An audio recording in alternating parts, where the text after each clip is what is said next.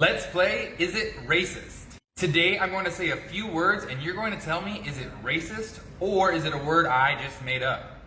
I'll tell you all the answers at the end. Number one is bulag. Everyone was cool at the party except that one bulag. Number two, snickerlicker. I wanted her to be my girlfriend, but I found out she's a snickerlicker. Number three, cracker. You can tell by the way he seasons his food, he's a cracker. Number four, corn pusher. You can tell by that stupid accent he's a corn pusher. Number five, sand panda. America was good until all these sand pandas started coming in. Number six, chinks. The concert was great until I was surrounded by too many chinks. Okay, now which ones do you think are real or fake? Before I show you the answers, click like if you enjoyed this game and I'll do a part 2 if this is good. Alright, let's see how you did. Here are the answers.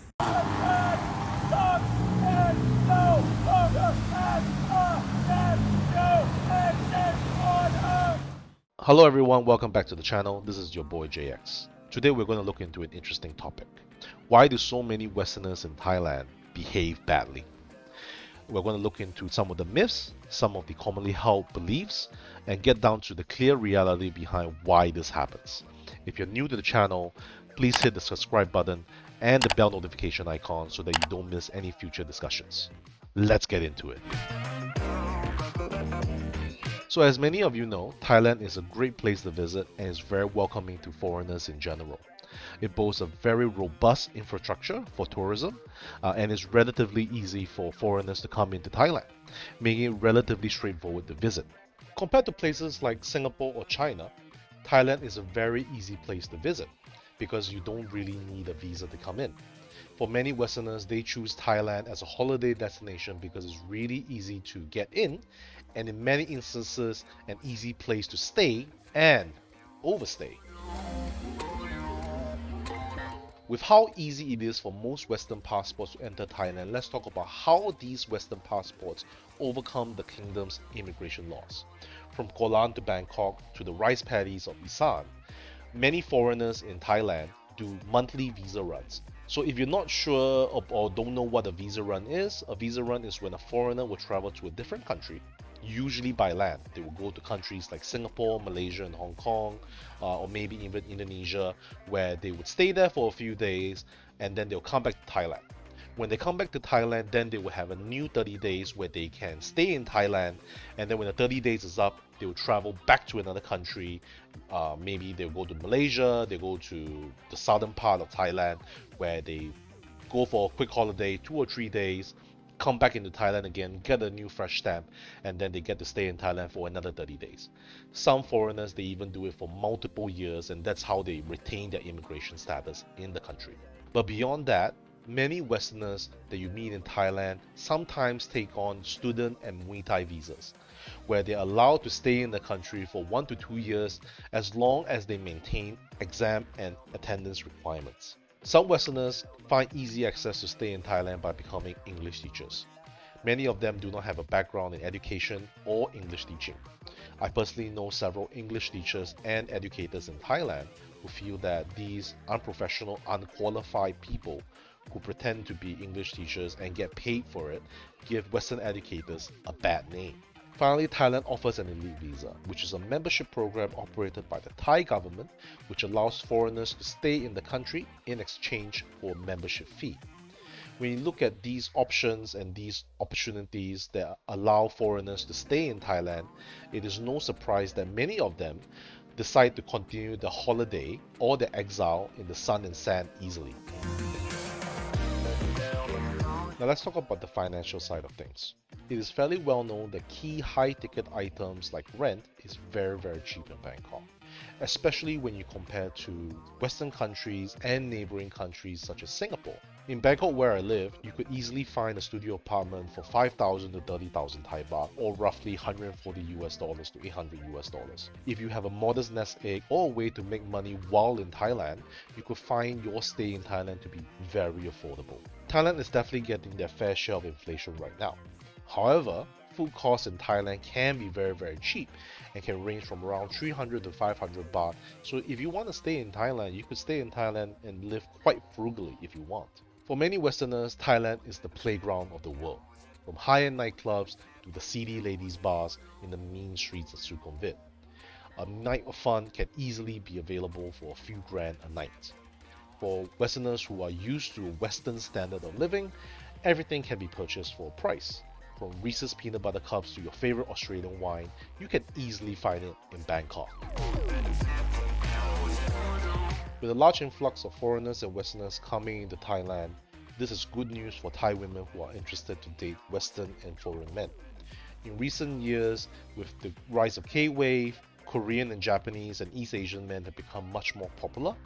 However, in my experience, the white aesthetic is still something that is a big factor for many Thai women who are very interested to date foreigners. Very often I will meet Thai women who exclusively date white men and Western men in general.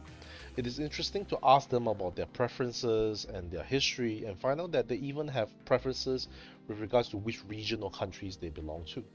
Some women prefer Australians only, others prefer Western Europeans like French or German, others, if it's all white, it's alright.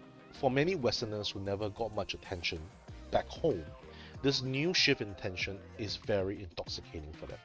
I've seen many Westerners go off the deep end and they start to get an overinflated sense of ego about what they feel they deserve, and they start to think that they are God's gift to women in Thailand.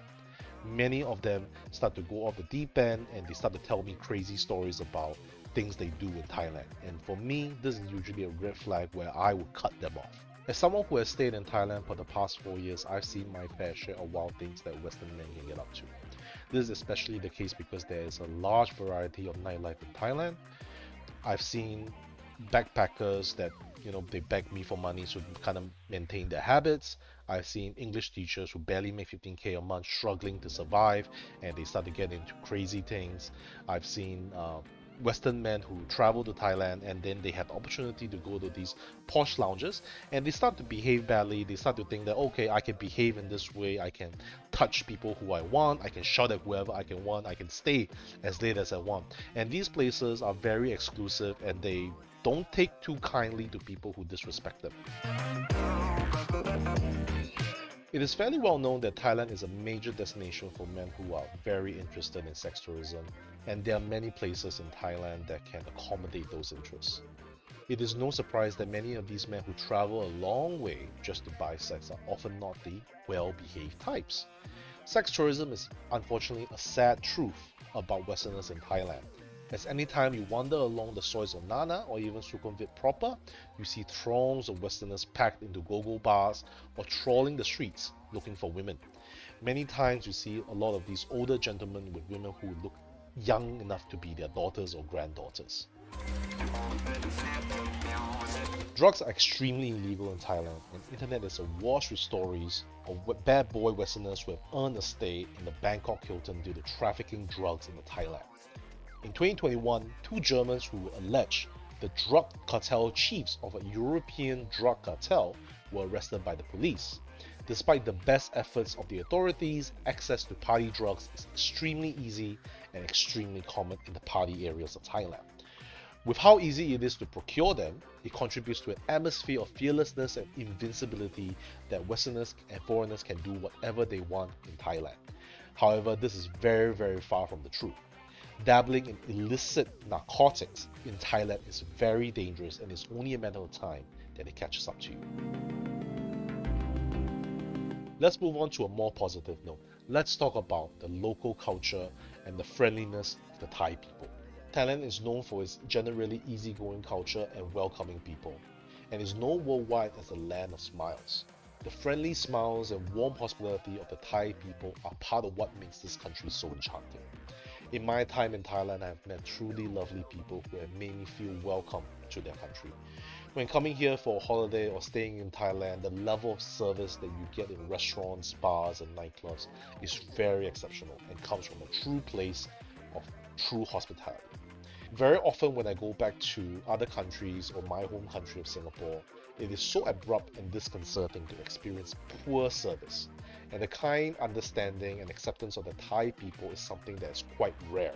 I think a very common trait of Thai people is how accepting they are of the various differences that people have.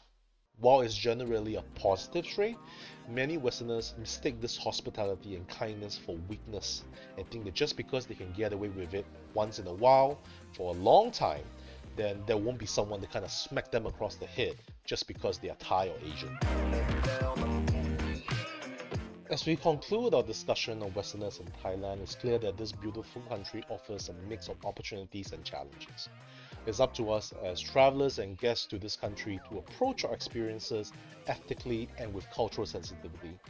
Remember that every time we take an action, it has an impact on the people and the places that we visit. Alright guys, that's it for today's video. These are the 6 reasons why Westerners in Thailand behave poorly and can be problematic in Thailand.